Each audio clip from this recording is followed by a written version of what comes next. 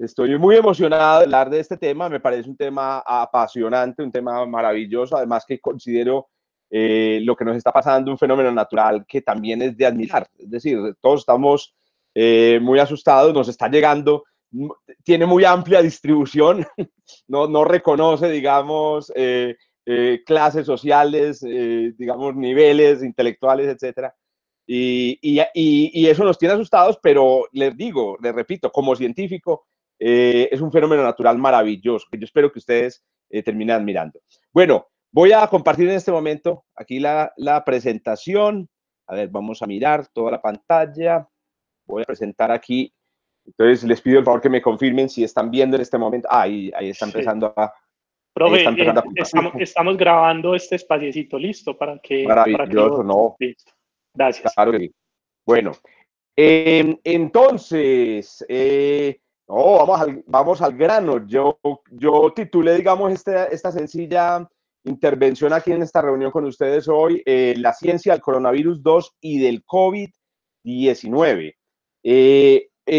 Había pensado en otros títulos un poco más interesantes, como por ejemplo 5 datos científicos que deberías saber sobre el coronavirus 2 antes de que abran un Unicentro. Por ejemplo, ese podría ser un mejor título para, digamos, describir lo que yo quiero contarles lo que yo les quiero contar a ustedes. Una de las cosas, digamos, que yo he aprendido en la vida como científico es que el conocimiento te puede dar una experiencia, hace todas tus experiencias diferentes. Todas tus experiencias se vuelven diferentes porque, como digo yo, le digo yo a mis estudiantes, especialmente a los jóvenes, la ciencia te pone como unas gafas, así como esas gafas las gafas de Google, unas gafas de realidad aumentada. Y esas gafas de realidad aumentada te permiten ver el mundo de forma muy distinta. Entonces, mi experiencia personal, por ejemplo, con el coronavirus ha sido distinta gracias a la visión que tengo de la ciencia. Y como les digo, por ejemplo, uno de los aspectos que yo digamos, una de las relaciones que yo tengo con el coronavirus, una relación con el coronavirus y el COVID-19 es una relación de admiración. Yo me admiro por este fenómeno natural que está ocurriendo. Muy bien, vamos para adelante. En cualquier momento me pueden interrumpir. Naturalmente, pues tenemos un espacio muy limitado y yo tengo clase a las 10, entonces, pues dependiendo de cuántas dudas resolvamos, podemos también avanzar en estas 5 cosas. Muy bien, vamos a comenzar entonces con la primera. Creo que debemos de apagar todas las cámaras para que la... Eso, mejor así. Así utilizamos todo el ancho de banda, ¿cierto? Para ver mi cara y la presentación. Bueno, muy bien. ¿Cuál es la primera cosa, digamos, que debemos saber sobre el coronavirus 2 y el COVID-19? La primera cosa que debemos saber, muchachos, es que los virus son los putos amos de la tierra, muchachos. O sea, lo que estamos nosotros esto es ¿cómo es que es? Pelea de, ¿cómo es que llama? De burro con, pelea de burro, de tigre con, no, de burro con, a ver, de tigre con burro amarrado. A ver, ¿cómo es el dicho? Sí, esa, de tigre con burro amarrado. O de toche con guayaba. De toche con guayaba, correcto, algo así. Esa es la idea. Y la razón es muy sencilla. La razón es que los virus son básicamente información. Ellos tienen el poder de existir sin cuerpo. Y como existen sin cuerpo, entonces son supremamente, digamos, supremamente peligrosos y han existido en la Tierra por un tiempo increíblemente largo. Además de que están muertos. Nada mejor para un organismo, nada más peligroso para un organismo que estar muerto. Es como un ataque de zombies, ¿cierto? ¿Cómo mata uno un zombie? Ustedes han visto todas las películas de zombies. Muy bien, para hacernos una idea de las dimensiones del enemigo con el que estamos trabajando, vamos a coger cabello, cualquier cabello. Por ejemplo, cogamos un cabello en la mitad de un libro cualquiera, ¿correcto? Cogamos un cabello, ven las dimensiones del cabello ahí en esta imagen. Pero yo les voy a pedir que hagamos una ampliación de ese cabello con un microscopio, especialmente los microscopios electrónicos, que son los que producen las imágenes más adecuadas para Instagram de los cabellos, ¿cierto? Sin hervirlo. Sin hervirlo.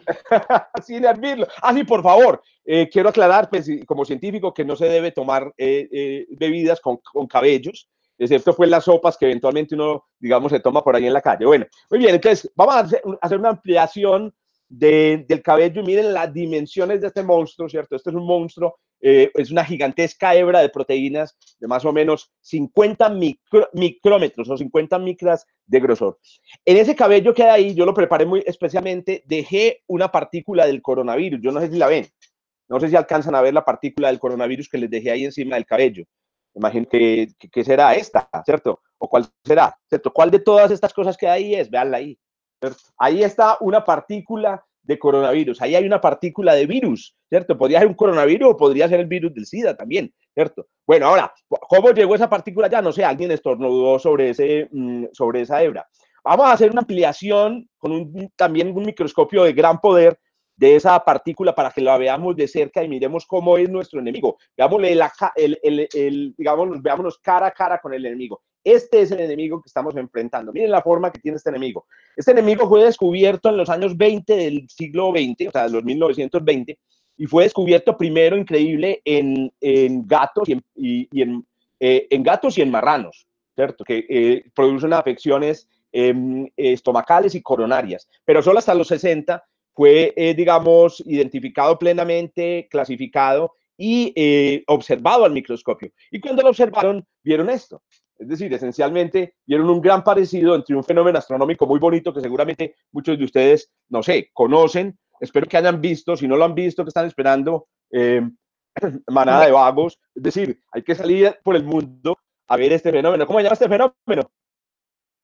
Un eclipse. Eclipse. Un eclipse total de sol, muchachos. Ustedes no pueden morir, ¿cierto? Mucho menos de coronavirus, sin ver un eclipse total de sol, ¿cierto? Tienen que salir a ver un eclipse total de sol. El próximo va a ser en el año 2023. Esperamos que para esa época pues ya nos hayamos enfermado la mayoría, ya hemos sobrevivido para poder ver esa hermosura de eclipse total que se va a ver en los Estados Unidos. Porque es del 2023, realmente se produce 1 o 2 eclipses por año, porque va a ser en Estados Unidos. Es fácil de llegar allá, tiene buena infraestructura hotelera, de carreteras, etc. Miren el eclipse. Entonces, los virólogos que estudiaron en los años 60 esta cosa al microscopio se dieron cuenta que era extremadamente parecida al Sol, ¿cierto? Al Sol eclipsado, y lo llamaron entonces, en honor a la corona solar, el coronavirus, ¿correcto? Y ese es el origen de este virus.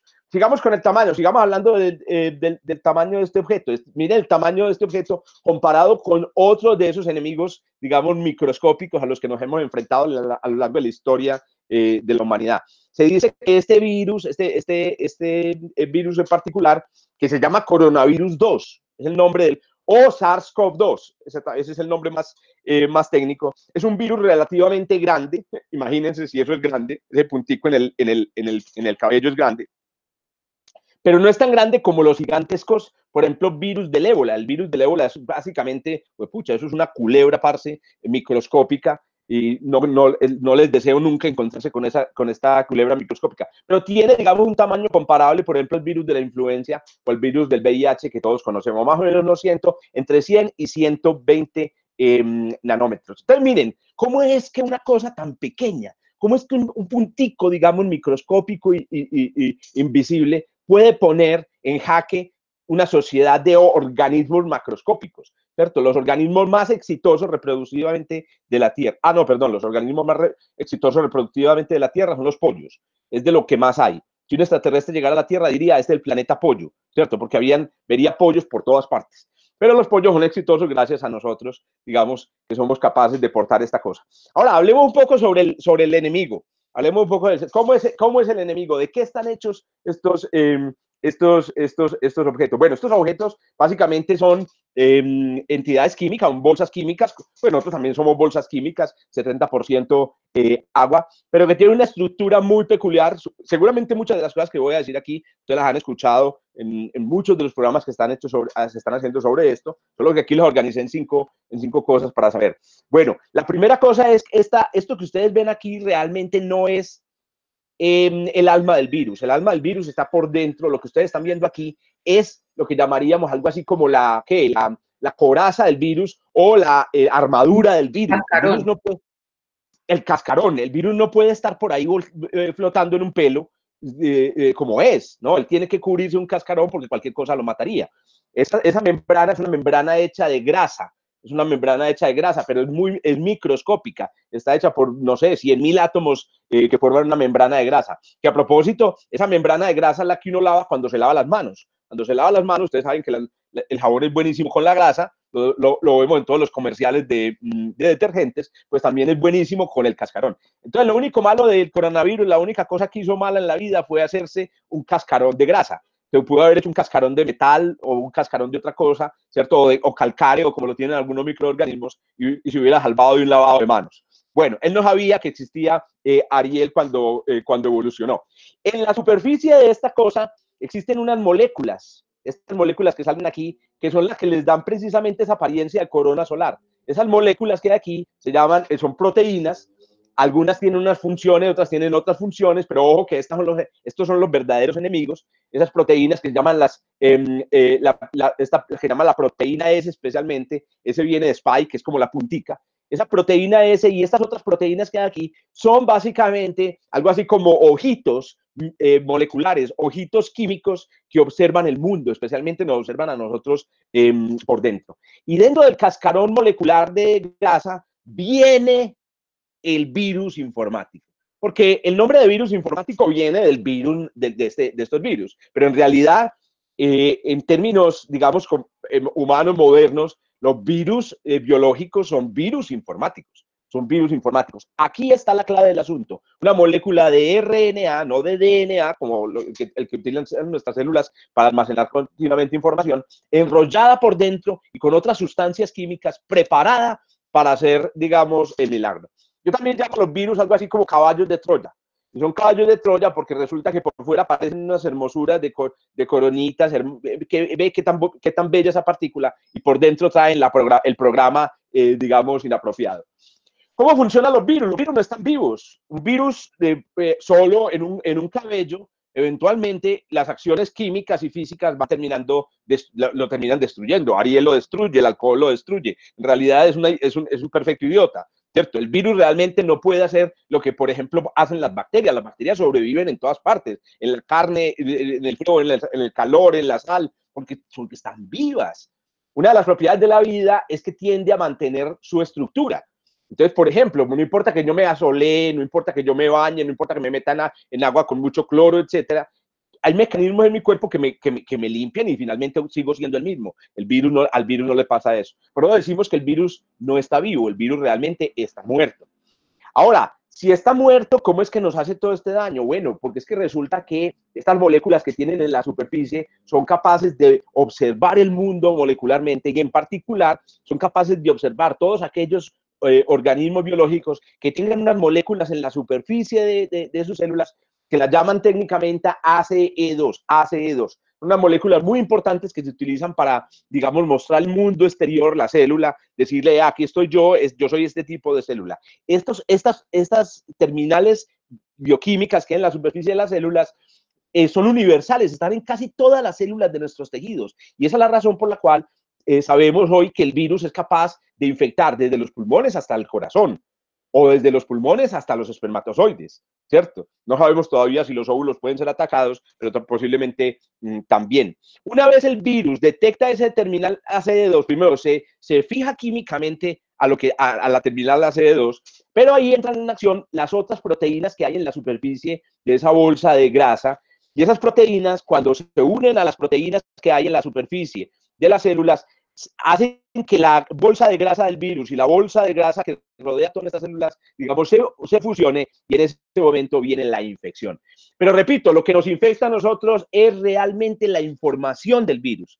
La información del virus. El virus no nos infecta la información del virus. La información del virus entra dentro de la célula, como ven aquí en este ciclo, que ustedes, repito, seguramente lo han visto, y una vez entra, básicamente lo que sucede con las moléculas de información es que se parecen mucho a las moléculas que nosotros tenemos en el cuerpo. Entonces, ¿qué sucede? Hay una maquinaria dentro de la célula que apenas ve las moléculas del virus, dice, hey, estas moléculas que están haciendo sueltas, las moléculas informáticas. Llega y las coge y empieza a hacer con ellas algo que hacen muy frecuentemente las moléculas, digamos, dentro de las células de nuestro cuerpo, con las moléculas informáticas, y es que las replica, hace copias de ellas, ¿cierto? Es como una especie de fotocopiadora ciega. Bueno, apenas ve una hoja de papel, ¡pum!, venga, fotocopiemos, hijueputa, ¿cierto? Y la otra es que ejecuta las instrucciones en la hoja. Normalmente las instrucciones que hay en el RNA o en el DNA es la fabricación de proteínas. Entonces, lo que hace básicamente el virus es lograr que le fotocopien la información que nota, y lograr que le fabriquen las moléculas que ella no puede hacer, que él no puede hacer. Con el tiempo, lo que va haciendo la célula es fabricando copias del virus. Y al final, esas copias terminan siendo expulsadas por la célula y ahí tienen entonces la reproducción del virus. Entonces, miren que es un caballo de Troya, miren que es un virus informático que utiliza tu computador para hacer las cosas. Los virus informáticos no pueden calcular absolutamente nada. Díganme si eso no es hermoso, muchachos. Hombre, yo no sé si ustedes lo hacen, lo admirarán, pero yo admiro esos hijueputas. O sea, qué hijueputas tan tesos. Ahora, ¿de dónde salieron? ¿De dónde salieron los virus? Es un misterio todavía. Algunos piensan que los virus fueron bacterias que digamos, les dio pereza seguir trabajando, marica, vivir es demasiado costoso, weón. Entonces ya dijeron, pero ¿para qué vivir si hay gente que puede hacer el trabajo por nosotros? Entonces, de alguna manera son como ladrones que retrocedieron, digamos, involucionaron, por decirlo así, es un término no muy adecuado en biología, involucionaron y se convirtieron en estos caballos de Troya. Otros piensan que los virus fueron primeros que las células. Y ahí es donde yo les digo, son los putos amos. Y eso implicaría que todo el universo está lleno de virus. Y eso implicaría que Marte tiene virus. Y eso implicaría que si usted va a Marte y de pronto respira el polvo de Marte, el polvillo de Marte, tal vez le dé un virus. Hay virus atrapados en la Antártida, hay virus en todas y putas partes. Son los putos amos, muchachos. Ríndanse, ¿cierto? Muy bien.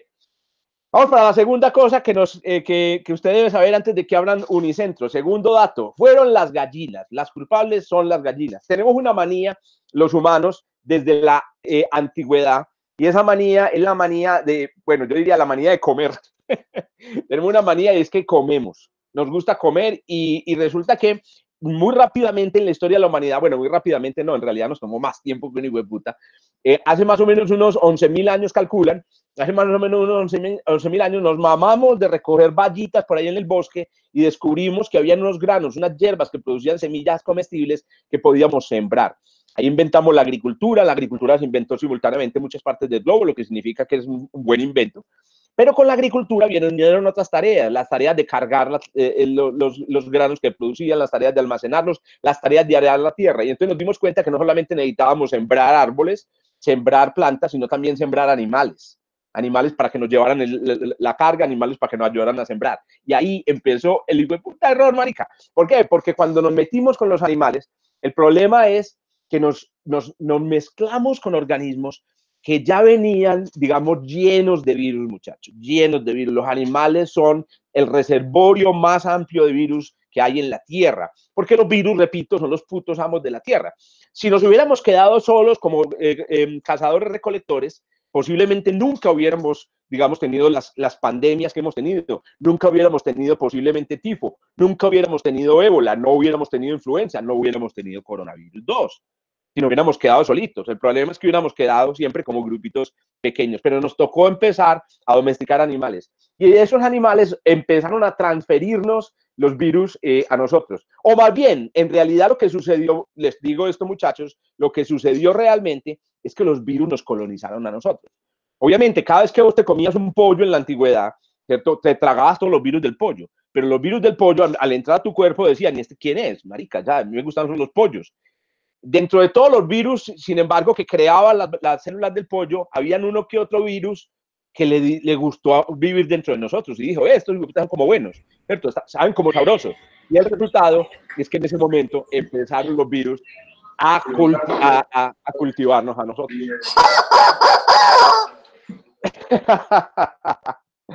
Muchos de los virus más mortales que ha habido en la Tierra, el H1N1, el MERS, la cosa, han pasado realmente a animales. Este es un fenómeno que se conoce como zoonosis, y es una transferencia de los animales a nosotros a través de la evolución natural. Vean, yo les digo quién es una bolsa de virus supercargada, los putos murciélagos. Los murciélagos tienen alrededor de unos 70 virus diferentes que viven dentro de ellos. Lo berraco es que esos hijos de puta no se enferman. Nadie sabe por qué nos enferman, pero están llenos de virus. Afortunadamente no vivimos con murciélagos. ¿Qué tal? Usted imagina, usted tiene el murciélaguito ahí de mascota.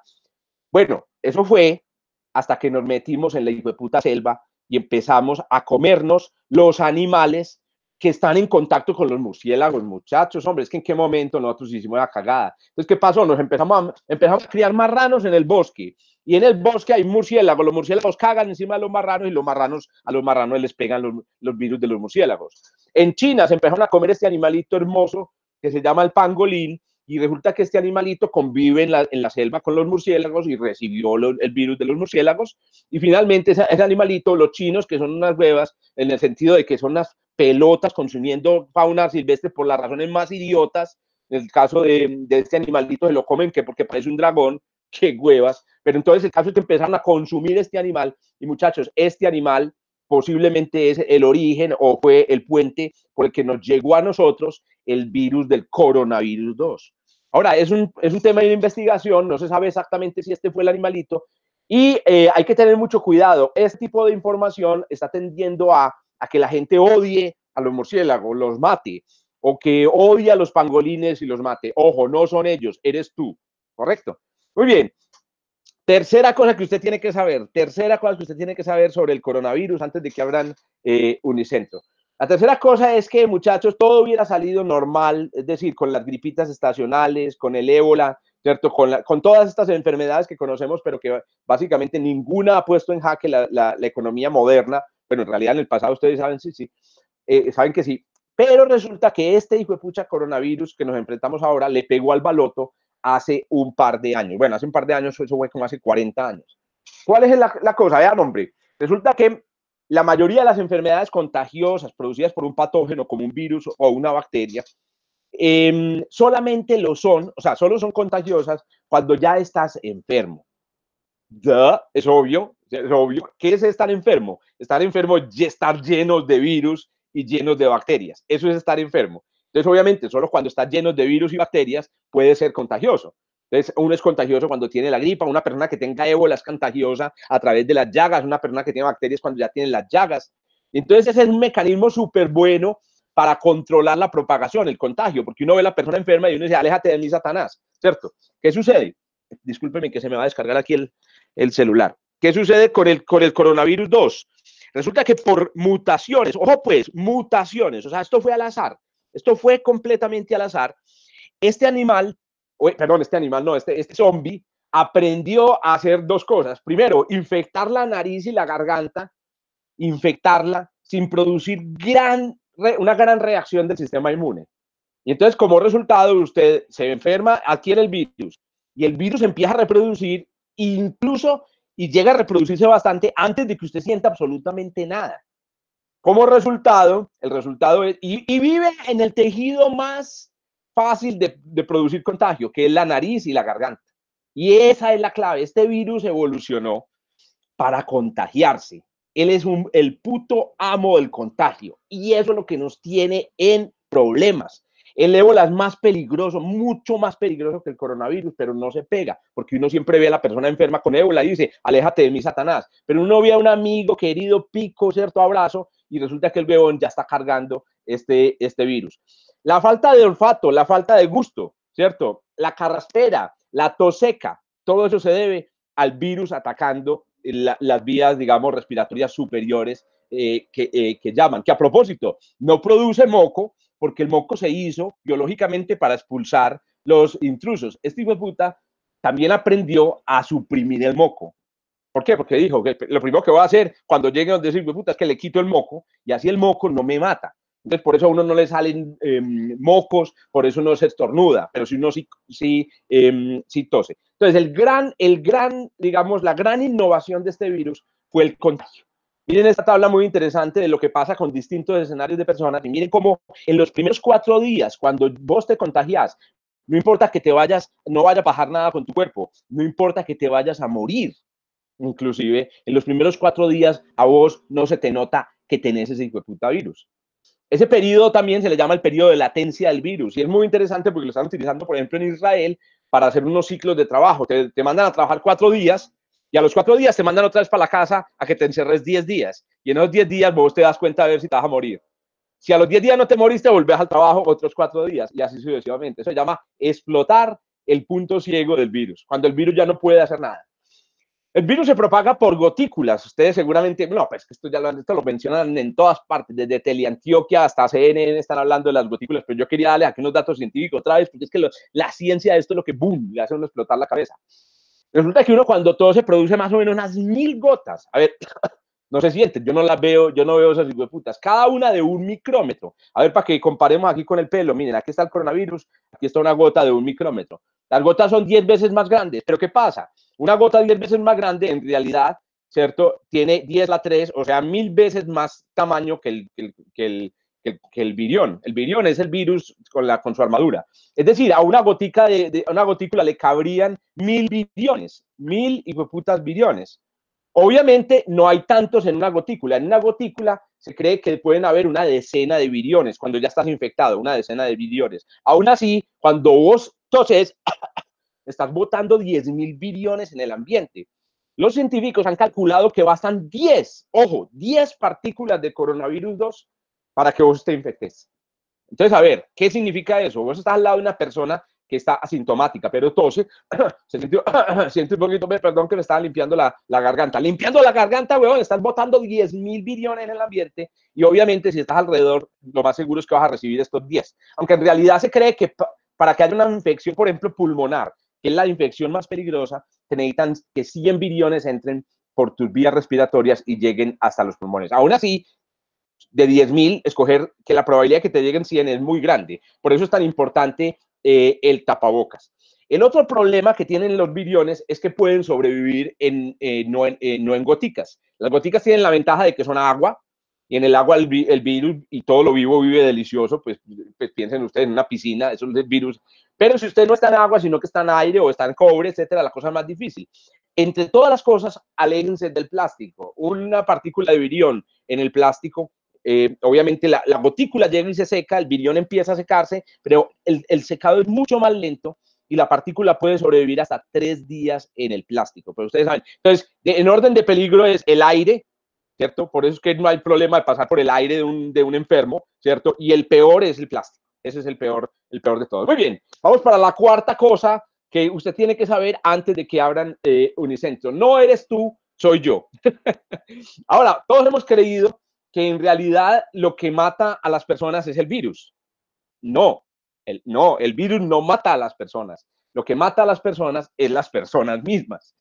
Lo que te mata cuando te enferma un coronavirus, incluso una bacteria, es el mismo cuerpo, ¿cierto? Que cuando te mata, digamos, un patógeno, no sé, cuando el patógeno es un parásito, cuando es un parásito intestinal, ahí te matas el parásito, ¿cierto? Pero los virus y las bacterias no tienen la capacidad de matarte literalmente. Hombre, ¿cómo funciona la muerte, digamos, o la enfermedad? Porque esto ya es el COVID.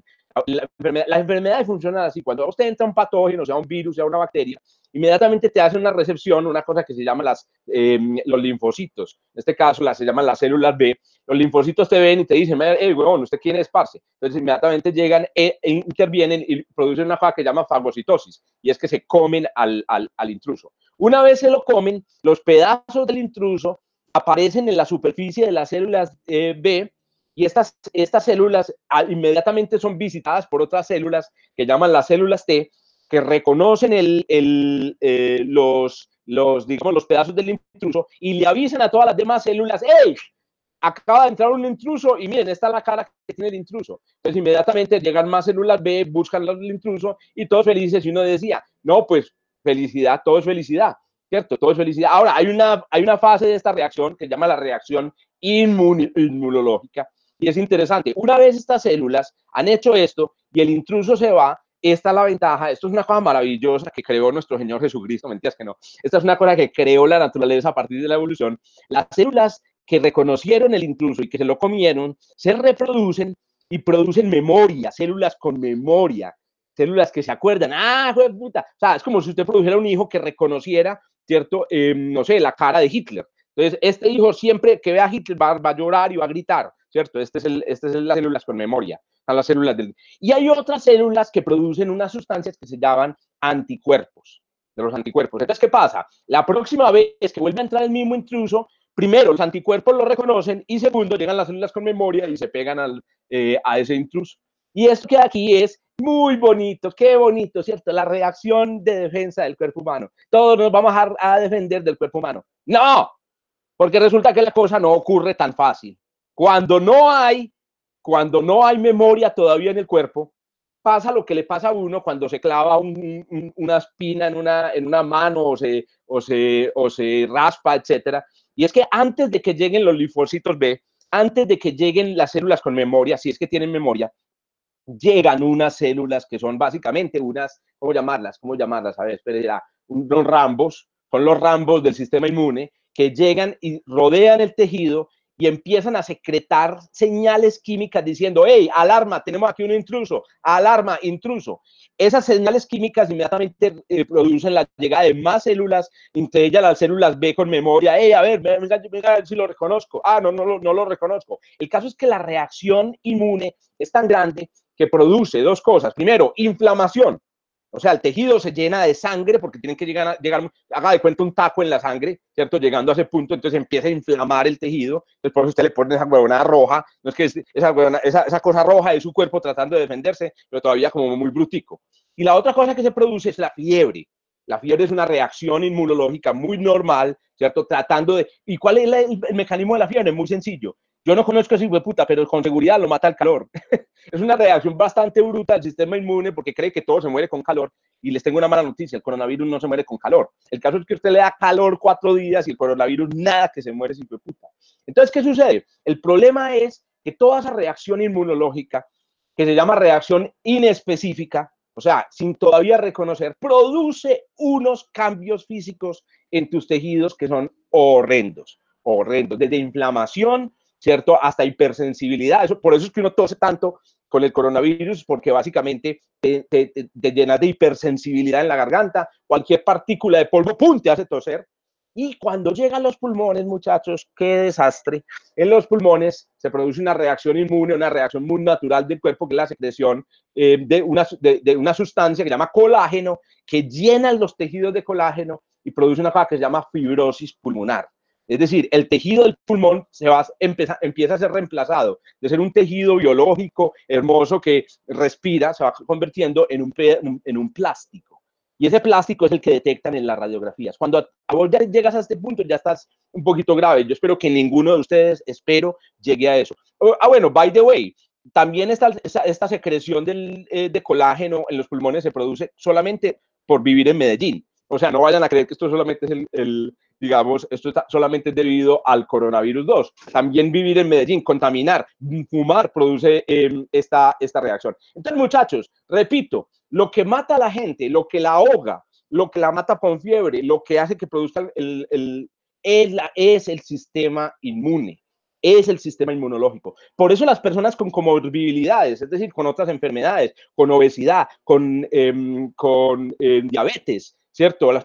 Esas personas son las que más sufren porque su sistema inmune está con problemas, Ahora bien, el coronavirus 2 es una lotería, porque nadie sabe qué tan sensible es tu sistema inmune hasta que no te da una enfermedad poderosa como esta, una enfermedad desconocida. Y terminamos entonces con el quinto punto, que ya es, miren, que he pasado por la biología, he pasado por la zoonosis, he pasado por el COVID-19 y llegamos al tema preferido de todos los noticieros, que se llama la epidemiología, ¿cierto? Y la epidemiología, la gran pregunta que tenemos en este momento es, muchachos, ¿va a seguir aquí con nosotros o se va a ir? ¿Cuándo se va a ir de puta? ¿Cuándo se va a ir el virus informático?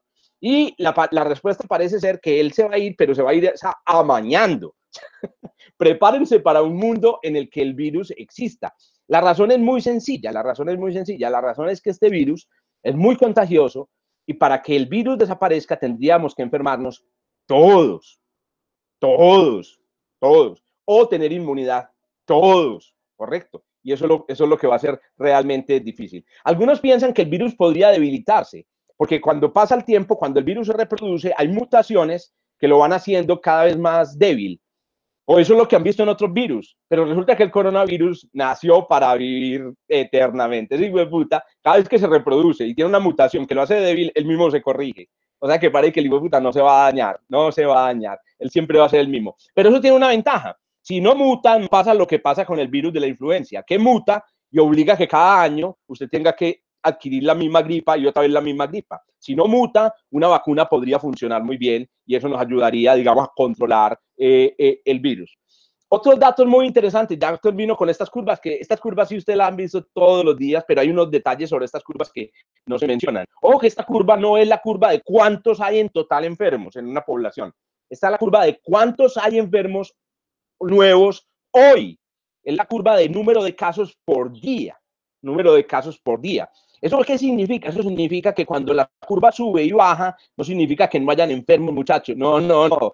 Eso está lleno de enfermos, papá. Lo que esto significa es cuántos son nuevos, ¿correcto? ¿Cuántos son nuevos? De los enfermos que quedan ahí se van a morir muchos, o nos vamos a morir muchos si, digamos, la lotería me cae a mí. Ustedes saben que esta curva que hay aquí, pues, se supone que tiene que llegar a un pico y después bajar, o ese es el comportamiento normal, ¿cierto? Y lo que nosotros hemos tratado de hacer con estas cuarentenas es que el pico no sea muy alto, pero eso alarga también la pandemia. Ahora, hay unos detalles interesantes.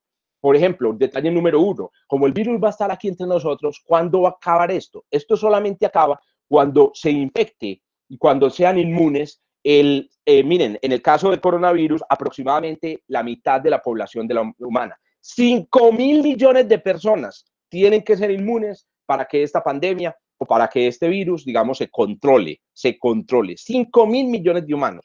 Hay dos maneras de lograr eso, que todo el mundo enferme, o la otra es vacunando. Por eso es que es tan necesaria la vacuna.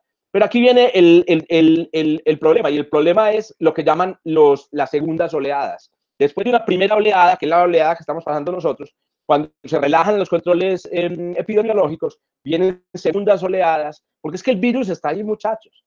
Cuando nosotros nos dicen que Unicentro lo van a abrir el 1 de junio, no es que, no, cuando abran Unicentro, el virus dice, no, es que ya abrieron Unicentro, ya vámonos, parce, no, pues que ya con Unicentro abierto, ¿uno qué va a hacer? No, cuando abran Unicentro, el virus va a estar ahí, el virus va a llegar a Unicentro, allá me voy a pegar yo de coronavirus. Muchachos, la verdad, todos nos vamos a enfermar de coronavirus, o sea, que nos coja confesados, porque es un virus nuevo. Ahora, esto es malo, hombre, que este es otro problema. Desde mi perspectiva como científico, los virus han existido desde el origen de la vida. Han enfermado o a otros no hayan enfermado a otros organismos vivos desde el origen de la vida. Entonces, ¿qué pasa? Estamos frente a un fenómeno natural que ha ocurrido muchas veces. Vamos a ver aquí cómo va la curva rápidamente. Normalmente a nosotros lo que nos muestran es el total. Siempre son obsesionados con cuántos hay en total. Bueno, así va Colombia. Estos casos por día. Vamos para arriba, ¿cierto? Bogotá, para arriba. Bogotá no ha alcanzado el pico, aunque algunos dicen que esto ya es el pico. ¿Cómo va Medellín? Miren la curva de Medellín tan bonita. Llegó a un pico y ya bajó, pero otra vez está volviendo a subir. Vamos para la segunda oleada en Medellín. ¿Cómo está España? España ya pasó el primer pico y no sabemos si va a haber una segunda oleada en España. ¿Y cómo está Italia? Italia ya pasó el pico y no sabemos si va a tener una segunda oleada. Lo cierto es, y la conclusión, pues, digamos, de estos gráficos epidemiológicos que estoy mostrando aquí, es que nosotros todavía estamos empezando, digamos, a vivir esta epidemia. ¿Correcto? Muy bien, esas eran entonces las 5 cosas que quería contarles de la ciencia del coronavirus que tienen que saber antes de irse a meter a Unicentro. ¡Bravo! Muy bueno, gracias. Muchas gracias, profesor Zuluaga. No, con mucho gusto. Disculpen que sé, ¿cierto? Me pasé tiempo. No, para nada. Pero, no sé si tienen alguna pregunta. Que si quieren Bajen la preguntarle cámara. algo al profesor sobre el coronavirus. Aquí le están diciendo que gracias, que extraordinario, que buenísimo. No. Gracias a ustedes. Yo creo que es una muy buena forma de entender, conciencia. profesor Zuluaga. Yo sí yo no soy, no me gusta ser apocalíptico, ni mucho menos. Pero usted acaba de decir una cosa muy bacana y esto llegó para quedarse y esta es una nueva realidad que es vieja, es una vieja nueva realidad que estamos viviendo, como lo está diciendo. Esa palabra habrá que incluirla. Que tendremos que aprender a vivir con ella, tendremos que quitarnos el susto de infectarnos seguramente, tendremos que vivir la vida con esto y es muy justo lo que estábamos diciendo de cambio, ¿cierto? Aquí vienen 2 temas que no sé usted qué opina de ellos, control social o libertad. China con el dedo en el aparato para medir tu presión, tu temperatura, hacerte prueba de coronavirus, aislarte, traquearte, aislar a todos los que estuvieron, o yo ser respetuoso contigo y si tengo fiebre no salir de mi casa y que no me traqueen. Y estoy hablando de Owens, la telepantalla, estoy hablando de todo este tema. ¿Cuál es su opinión frente a eso? Bueno, yo soy obviamente liberal y obviamente soy una persona que abraza todos los valores de la libertad y de la ilustración. Pero también sé que existe una cosa que se llama el contrato social. Hay contrato implícito en todas las sociedades. Ese contrato es, hombre, resulta que hay una organización, el Estado, los Estados, la OMS, que se crearon para protegerte. Y hay un contrato, y el contrato es, ¿usted quiere que lo protejamos o no? Entonces, yo creo que ahí vamos a tener que mirar muy bien el contrato, porque resulta que yo, personalmente, yo Jorge Zuluaga, yo sí quiero que me avisen cuando estoy enfermo, cuando tengo a alguien enfermo alrededor mío, porque yo sí quiero tener esas voces de alarma. ¿Qué pasa? Ahora, yo estoy de acuerdo es con que eso lo impongan y que no le digan a la gente, que no le informen y que no le recuerden el contrato, ¿cierto? Eso sí me parece que sí. Entonces yo diría, lo que necesitamos es un mundo con libertad informada, un mundo con libertad bien informada. Eso es muy vago y les digo, si yo fuera presidente realmente, si yo fuera presidente no sabría muy bien cómo hacerlo. Y yo creo que en algún momento sí va a haber gente que no está informada y a la que, digamos, va a tocar decirle, hombre, estamos haciendo esto por su bien, qué pena, llegamos y vamos a hacer esto. Entonces, hoy el ministro de Salud estuvo hablando de eso precisamente esta mañana. El ministro de Salud estuvieron entrevistando, le estaba hablando de eso, le preguntaron y él dijo, sí, vamos a tener que ya pues salir porque esto es, no podemos está uno en un balance entre el tema económico y el tema de salud, pero este virus está allí y precisamente no dijo exactamente en esas palabras de que llegó para quedarse, pero sí es una cosa con la que tenemos que convivir.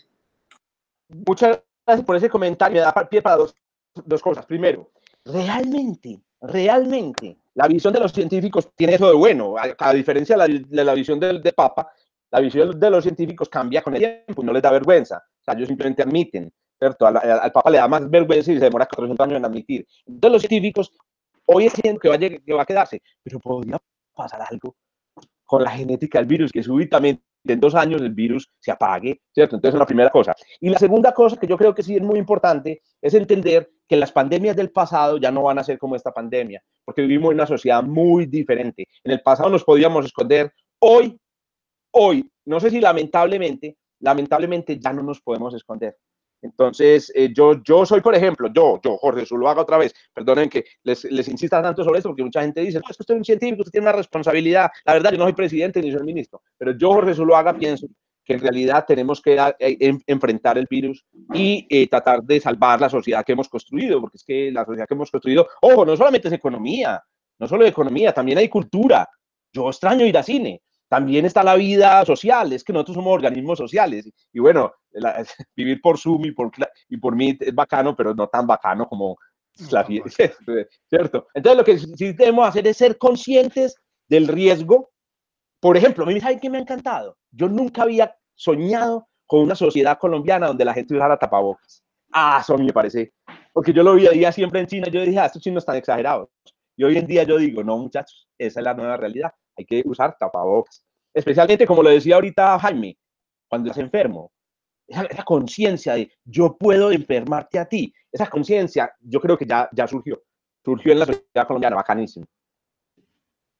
Muy bien, muchas gracias, profesor Zuluaga. Yo creo que vamos a volverlo a invitar. Déjese que... Bienvenida a las invitaciones. Estas reuniones... Pues pero con cervecita, profe. Uy, qué rico. Cervecita, mano. A nosotros sí nos toca seguir en este Zoom y en este Meet y en estas reuniones virtuales porque pues no nos aprobaron abrir la oficina, no hemos podido. ¿Quién sabe? Claro, sí. Claro. Pero pueden hacerlo, pueden seguir así. Sí, Nosotros, gracias a Dios, afortunadamente, podemos operar la compañía como la estamos operando. Jaime, Juan Camilo y todos, les cuento, ahí les mandé la presentación en PDF para que en sus reuniones familiares la hagan, para que rieguen la bola. De verdad me encantó, gracias por compartir. No, con mucho gusto, Luisa. Rieguen la bola, cuenten algunas de estas historias y bueno, ahí no la vamos gozando. Conciencia también nos la podemos gozar un poquito. Bueno, tenemos un podcast, profe. Sí, tenemos un podcast que se llama Rituales de Paso, que lo hacemos semanalmente, a mí me gustaría que esta misma charla, porque creo que es divulgar, la hiciéramos en Rituales de Paso. ¿Cómo lo ve usted? Esta Lo misma. veo, no, súper rápido. Listo, Juan Camilo, te encargas por favor de hacer toda la logística para poder hacer el tema con el profe. Esteban, ¿usted conocía al profe o no? No, señor, yo no lo conocía. Nosotros también tenemos un doctor aquí, profe. Tenemos un doctor. Excelente. Esteban, prenda la cámara, No, hombre, qué para que se pena, conozca pues, con él. No, pero yo soy doctor hace mes y medio. ¿Y doctor en qué? No. Digamos, dentro del doctorado de la de Antioquia de Ingeniería Electrónica, con énfasis en la parte de ciencias de la computación. Maravilloso, maravilloso, Esteban. Mi admiración, es un área dura. Yo he sido aficionado a la computación desde chiquito. Bueno, Profe, mil gracias. Muchas gracias. Nos vemos. Que estén Muchas gracias. bien. Bueno, pues aquí voy a dejar de compartir primero y después a colgar. Chao, pescado. Vale, chao. Chao, gracias. Muchas gracias. Bueno, Ahí muchas tenían, gracias, pues, Juanca. al profe Jorge Iván.